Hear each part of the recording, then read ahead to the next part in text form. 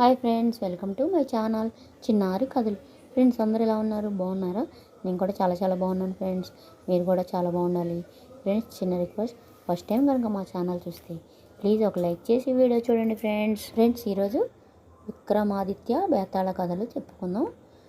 ఒకరోజు శివపార్వతులు ఇద్దరు కుశల సంభాషణలో ఉన్నప్పుడు పార్వతీదేవి ఎవరూ విన్నటువంటి మంచి కథలు తనకు చెప్పమని శివుణ్ణి అర్థించింది.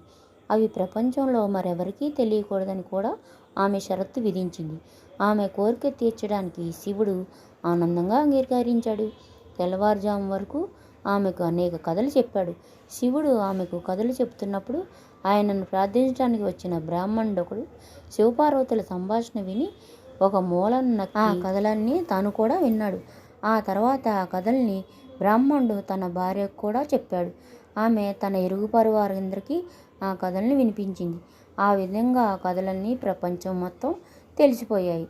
ఆ విషయం గ్రహించిన పార్వతీదేవి ఒకరోజు ప్రపంచంలో ఎవరికీ తెలియని కథలు చెప్తానని చెప్పి అందరికీ తెలిసిన కథలే చెప్పి నాతో అబద్ధమాడారు అని శివుణ్ణి నిలదీసింది.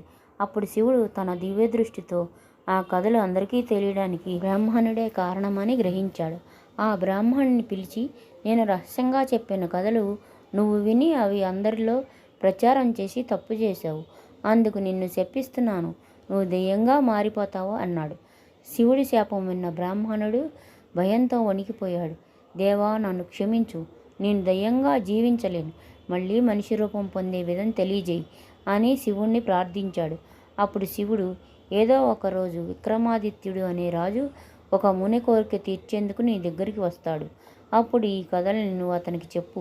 ఆ కథలని విని నీ ప్రశ్నలకు అతను సమాధానం చెప్తాడు.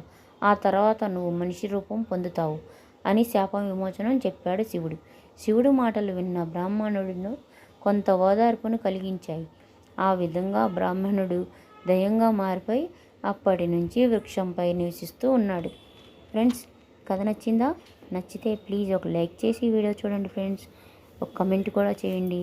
మా విక్రమాదిత్య కథలు ఎలా ఉన్నాయి, స్టార్టింగ్ బాగున్నాయా బాగాలేదా ఒక కమెంట్ చేయండి ఫ్రెండ్స్. లైక్ చేయండి, షేర్ చేయండి, సబ్స్క్రైబ్ చేయండి ఫ్రెండ్స్. సబ్స్క్రైబ్ చేసినాక పక్కనే ఉన్న బెల్ గంట నొక్కండి. మా నోటిఫికేషన్స్ అన్నీ మీకు వస్తాయి. ఉంటాను. బాయ్.